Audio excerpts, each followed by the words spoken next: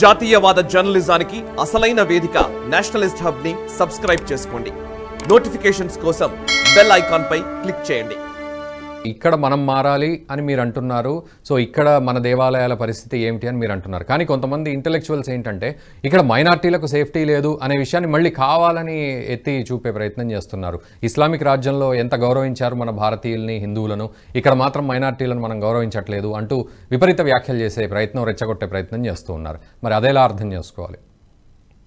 నేను దీన్ని ఉల్టా మాట్లాడుతున్నా. ఇక్కడ మైనారిటీలకు భద్రత లేదు కాదు, ఇక్కడ మెజారిటీలకు భద్రత లేదు. ఎగ్జాక్ట్లీ. రాజకీయ నాయకుల యొక్క బిహేవియర్ కారణంగా మెజారిటీలకు భద్రత లేదు. ఇక్కడ ఒక ఊరేగింపు తీయాలంటే భయం వేస్తుంది.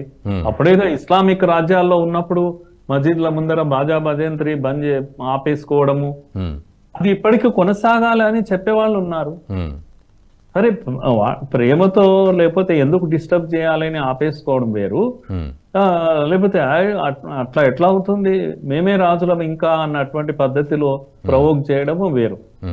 అలాంటి ఇన్సిడెంట్స్ చాలా ఉన్నాయి ఇప్పుడు ఈ దేశంలో. చెప్పాలంటే ఇంటాలరెన్స్ ఎంత ఉంది అంటే హిందుత్వం పైన ఇంటాలరెన్స్ కొనసాగుతుంది భారతదేశంలో. ప్రతి దగ్గర మీరు ఈ దేశంలో మీరు డెమోక్రసీ ఉందనుకుంటున్నారా అండి? మీరు చెప్పండి అసలు ఏంది అది 91 యాక్ట్ ఏంది అండి? అంటే మీరు 47 తర్వాత టెంపుల్స్ ఏవి కూడా ప్రశ్నించనికనే వీల్లేదు, అడగడానికి వీల్లేదు. హిందువులకు మా దేవాలయాల గురించి మేము అడగడానికి వీల్లేదు. మా నోటికి స్టిక్కర్ వేసేసారు ఇప్పుడు. సుప్రీం కోర్టు కూడా వెళ్ళడానికి వీల్లేదు. అదేమి యాక్ట్ అండి? నాకు అర్థం కాదు. ప్లేసెస్ ఆఫ్ వర్షిప్ యాక్ట్ ఏం చెప్తుందండి అది? ఎందులో అడగడానికి వీల్లేదా? ఇది టాలరెన్స్ అంటారా? అంటే కనీసం కోర్టుకు వెళ్ళడానికి వీల్లేదు అనేది ఇది ఎటువంటి టాలరెన్స్ అని అంటున్నాను. హిందూ దేవాలయాలు ప్రభుత్వ కబ్జాలో ఉంటే అడగడానికి వీల్లేదు. అదే ఇతర దేవాలయాలు ప్రభుత్వం ఆధీనంలో లేవు. మరి హిందూ దేవాలయం ఎక్కడ ఉంది అండి టాలరెన్స్? ఎక్కడి టాలరెన్స్? ఎవరిది ఇంటాలరెన్స్ అసలు? కనుక ఎవరిది అభద్రత హిందువులది ఈ దేశంలో. ఇది హిందూ దేశం కాదు, ఇది యాంటీ హిందూ దేశం. ఇప్పుడు అలాగ ఉంది ఇప్పుడు పరిస్థితి. హిందువులకు భద్రత లేదు, హిందూ దేవాలయాలకు భద్రత లేదు. సిఏఏ ఏందండి? హిందూ అయిన వాడు బాధితుడైతే పాకిస్తాన్ లో, ఆఫ్ఘనిస్తాన్ లో బాధితుడైతే అక్కడ మతహింస జరిగినప్పుడు వాడు పారిపోయి వస్తే వాడు ఏం పాపం చేశాడండి? 47 15th ఆగస్టుకు ముందు వాడు భారతీయుడా కాదా? మీరు ఒక కాగితం మీద సంతకం పెట్టంగానే వాడు అభారతీయుడు అయిపోతాడా?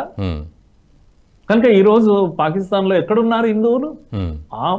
ఆ భయ భీతితో ప్రాణం గుప్పిట్లో పెట్టుకొని భారత్కు వస్తే భారత్ లో వాళ్ళకి సిటిజన్షిప్ ఇవ్వమంటారా? ఇది దుర్మార్గం కాదా? ఇది ఎవడా వీడు ఆపడానికి? నాకు అర్థం కాదు. అప్పుడున్న ప్రైమ్ మినిస్టర్ నెహ్రూ కానీ వీళ్ళందరూ, గాంధీ కానీ వీళ్ళందరూ చెప్పారు కదా, అలాంటి బాధితులు ఎవరైనా వస్తే తప్పకుండా ఈ దేశం వాళ్ళకు చోటునిస్తుంది. సిటిజన్షిప్ ఇవ్వరా మీరు? హిందువులకు సిటిజన్షిప్ ఇవ్వం మేము అని ఇక్కడి ముస్లింలు మాట్లాడుతున్నారు. సిఏఏ వ్యతిరేక ఉద్యమాలు ఏంటి అంటే నో, హిందువులు రావడానికే వీల్లేదు అని. బరి తెగింపు అంటారు కదా దీన్ని. ముస్లింలు కూడా వస్తే ఇవ్వాలి అని అడుగుతున్నారు. ముస్లింలు వస్తారా? ముస్లింలు అక్కడి నుంచి బాధితులుగా వస్తారా, లేకపోతే ముస్లింలు అక్రమ చొరబాటుదారులుగా వస్తారా? బంగ్లాదేశ్ నుంచి ఎంతమంది ముస్లింలు వస్తున్నారు? బాధితులుగా వస్తారా? ఇక్కడ ఉద్యోగాల కోసం వస్తారు, ఇక్కడ ఉద్యోగాలను తన్నుకుపోవడానికి వస్తారు, ఇక్కడ జనాభా పెంచడానికి వస్తున్నారు. వాడు బాధితులుగా రావడం లేదే. కనుక ఇలాంటివి చెప్తే చాలా ఉన్నాయి. అందుకని నా పాయింట్ ఏంటంటే ఇక్కడ మాటలు ఎవరైతే మాట్లాడుతున్నారో అబుదాబిలో టెంపుల్ కడుతున్నారు కానీ ఇక్కడ ముస్లింల యొక్క భద్రత గురించి చెప్పండి, ఇది మాట్లాడేవాళ్ళ అంటే దానికి మించిన దుర్మార్గం ఇంకొకటి లేదు. ఇక్కడ ఏ ముస్లింకు ఏ ప్రాబ్లం లేదు. ఇక్కడ కావలసినన్ని మస్జిద్లు కట్టుకున్నారు, కావలసినన్ని చర్చిలు కట్టుకున్నారు. ప్రపంచంలో ఎక్కడ లేని మస్జిద్లు అన్ని కూడా ఇక్కడే ఉన్నాయి. మాస్కులు అన్ని ఇక్కడ కట్టారు. ఇక్కడ ఏ ప్రాబ్లం కూడా లేదు. వాళ్ళు రోజు పుంగా పెట్టి చెవుల్లో ఊదుతుంటే కూడా ఏ హిందూ ఎవరు ఏమీ అనలేదు. కనుక టాలరెన్స్ భారతీయులకు నేర్పించే అవసరం లేదు, ఏ సమస్య లేదు.